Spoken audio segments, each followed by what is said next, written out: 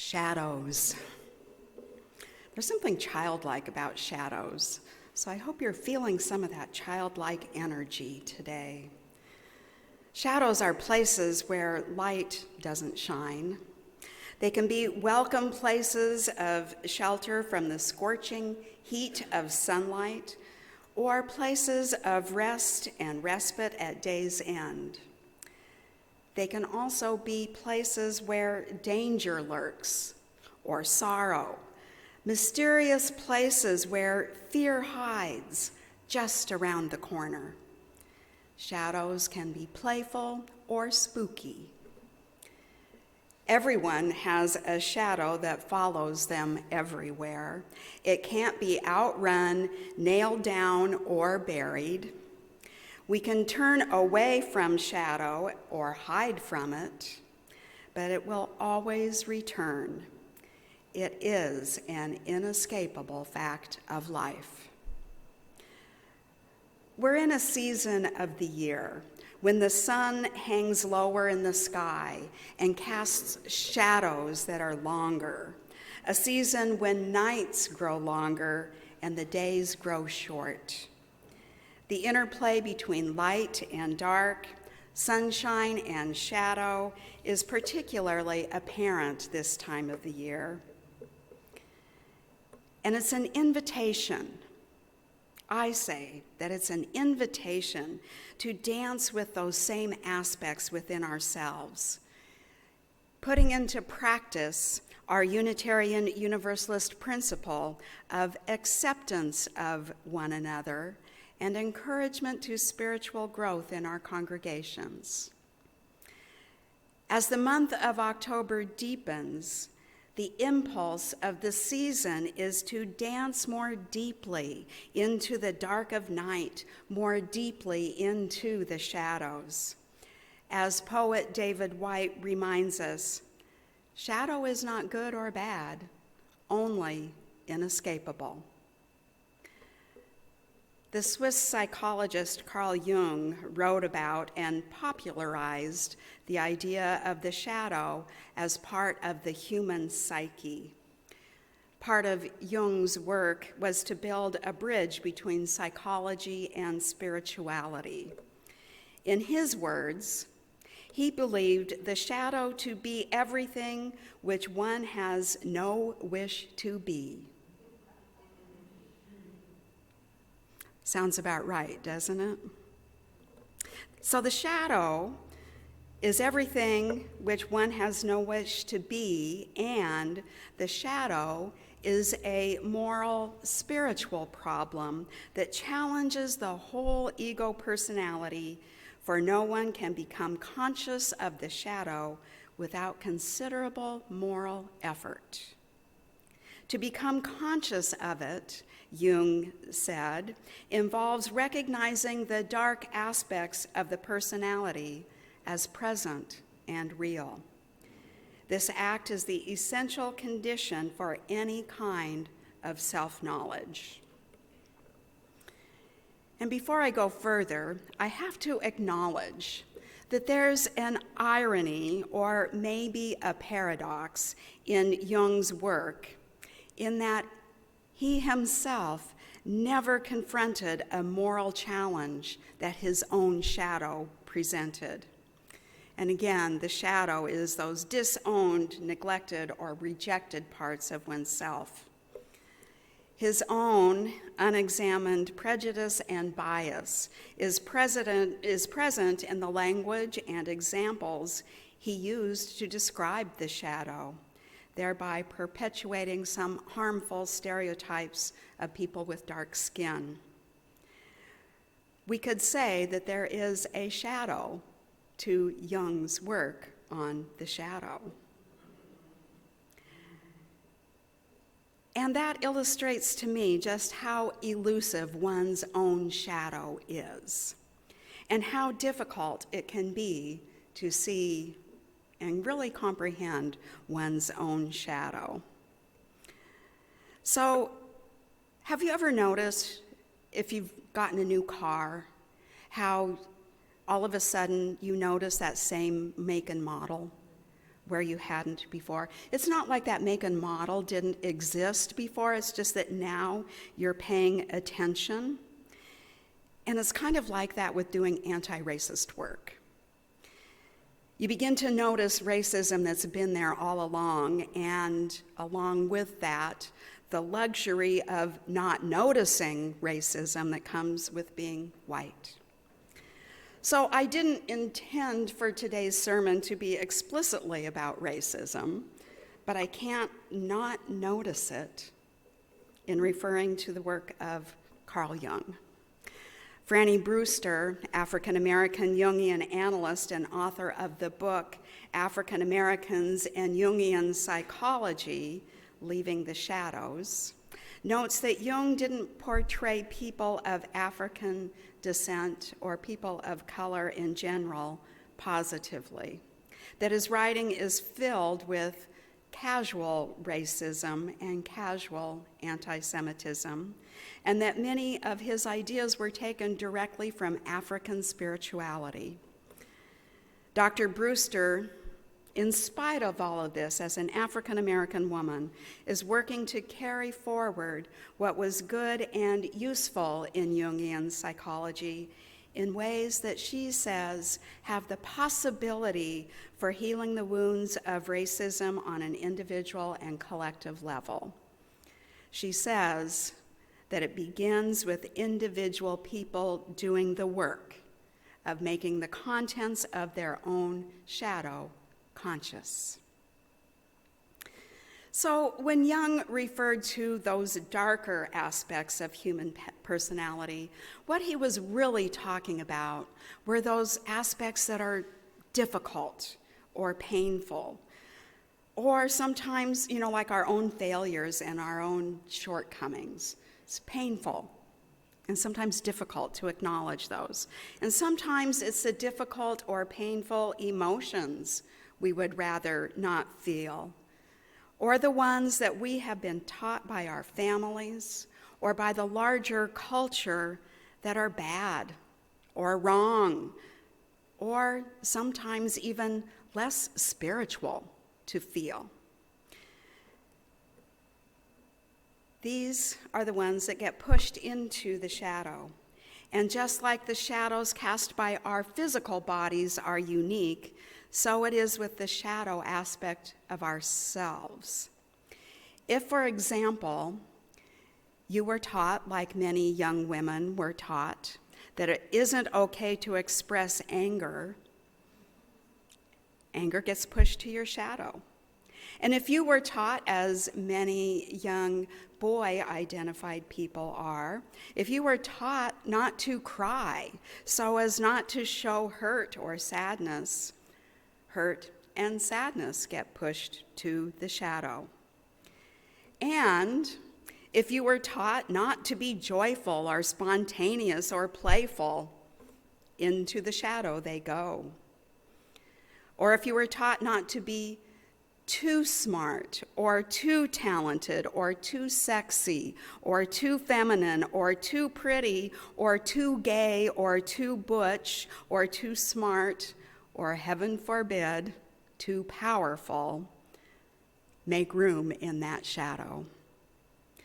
The danger of the shadow is that its contents get projected onto other people or unintentionally acted out in harmful ways. What we can't own about ourselves, we see in other people, whether it exists in them or not. If I've disowned my own joy, then it seems that others have more joyful lives than mine, whether that's true or not. And if I've disowned my anger, it can come bursting out in unexpected ways. If we avoid dancing and embracing the shadow, we may very well miss some positive and pleasurable aspects of who we are. And if in the shadow we encounter some difficult and painful aspects of who we are, it's an opportunity to grow in courage and to grow in resilience. The shadow, then, is a source of energy, a source of life-giving and life-sustaining energy. So Jung understood shadow work to be spiritual, moral work. As Unitarian Universalists, shadow work is one way of living our principle of acceptance of one another and encouragement to spiritual growth in our congregations. So accepting our shadows is one way of acceptance. And institutions, like individual people, have their own shadows. Sometimes they take the form of nostalgia, remembering the good parts of the past and disowning the more difficult and painful parts of the past. Our Unitarian Universalist history includes luminaries whose thoughts, words, and deeds have given us the religious tradition that we practice today. Some of those same luminaries, I would even say all of them, but some of those luminaries had more obvious shortcomings and moral failures, some who enslaved African Americans, and some who held overtly racist or homophobic or transphobic views. Part of the spiritual growth in our congregations is owning those parts of our history. And I'm wondering what else might exist in our Unitarian Universalist shadow. You know, it's been said that the brightest light casts the deepest shadow. And we like to think of ourselves as people who cast a light, who shine a light. So, what is in that shadow, I wonder? What has our predominantly but not exclusively white middle-class culture taught us that we can't do or can't be? In a 2017 article in the UU World magazine titled Othering and Belonging, the Reverend Derek Jackson reflects on what he misses from his growing up years in the Black Methodist Episcopal Church. Many of you may have read this article as it went out as part of the package the Beloved Community Committee sent out as we do our Widening the Circle of Concern work. And if you haven't read it, I would encourage you to do so. So Derek Jackson, though Universalism is clearly the home for his religious beliefs, he says he misses worship that engages body, mind, heart, and soul. He says that in Unitarian Universalism, words are primary. He says that we think and talk about spirituality, but are sometimes hesitant to experience it. He goes on to say, as a worship leader, I have had difficulty finding UU resources for my services, particularly when dealing with issues of struggle, despair, grace, and hope. He says our hymnal deals with struggle through justice and despair through loss. He says it briefly engages hope and barely refers to grace at all. Jackson describes our culture as a culture of stillness. We are expected to sit quietly in our seats, listen intently with no emotion on our faces, no movement in our bodies. We are supposed to wait until after the service to express ourselves. And I know this is true because I hear the hubbub in the social hall. I know we're expressive people. So I hold out to you that what Jackson describes is part of our shadow. If owning and claiming that shadow is part of a congregation's spiritual and moral growth, what if? What if we allowed ourselves more spontaneity of expression, allowed ourselves to let others see and experience our pain and our struggle, allowed ourselves to admit our failures and shortcomings, and not just once a year around the Day of Atonement.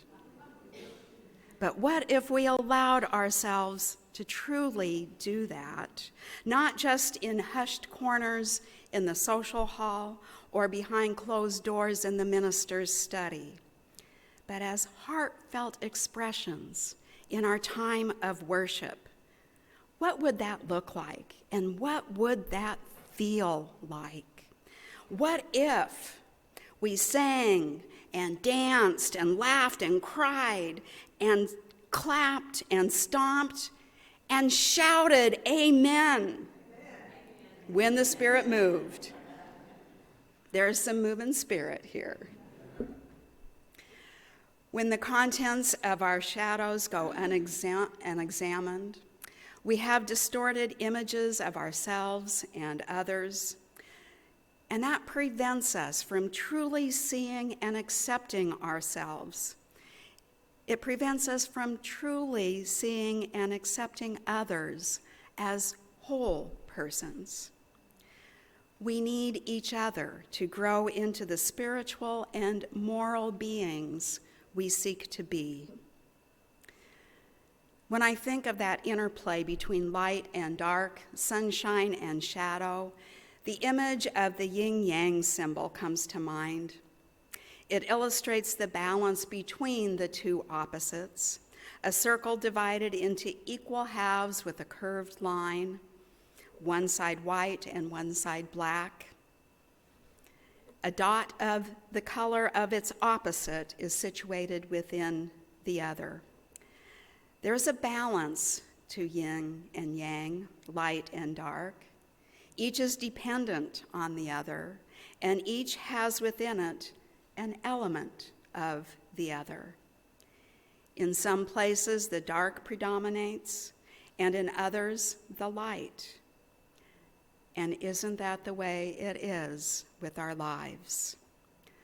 Life comes with both sunshine and shadow, darkness and light, a never-ending circle dance of morning into night and night into morning. In the words of UU minister Kathleen McTeague, may the light around us guide our footsteps and hold us fast to the best and most righteous we seek. May the darkness around us nurture our dreams and give us rest so that we may give ourselves to the work of our world. Let us seek to remember the wholeness of our lives, the weaving together of light and shadow in this great and astonishing dance in which we move. May it be so, and may we make it so. Amen. May the people say, Amen.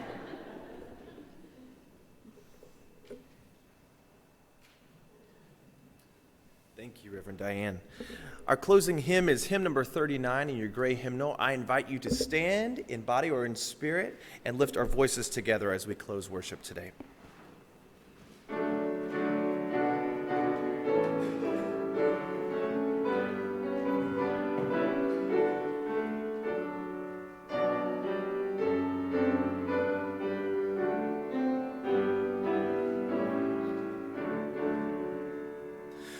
Bring, O morn, thy music, night thy starlit silence.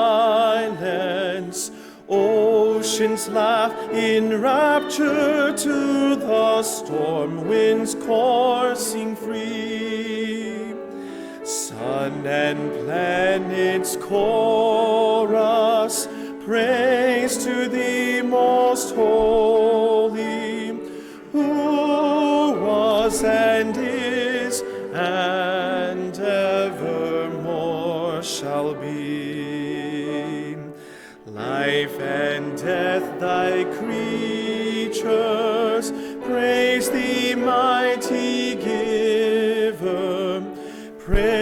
peace and prayer are rising in thy beast and bird and tree. Lo, they praise and vanish, vanish at thy bidding, who was and is and evermore shall be. Life nor death can part us, O thy love eternal, shepherd of the wandering starland souls that wayward flee. Homeward draws thy spirit, to thy spirit yearning, who was and is and evermore shall be. I invite you to remain standing for the extinguishing of our chalice.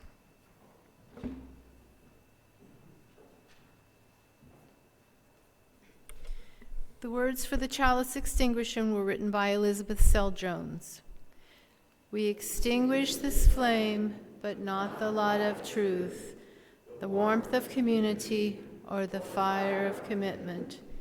These we hold in our hearts until we are together again.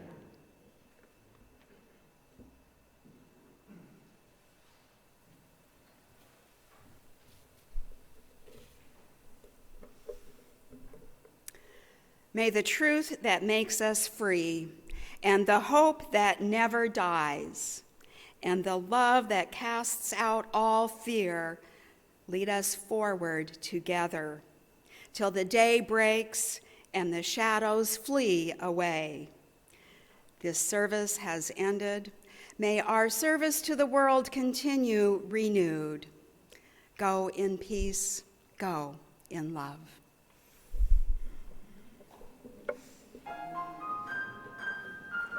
Or go dancing.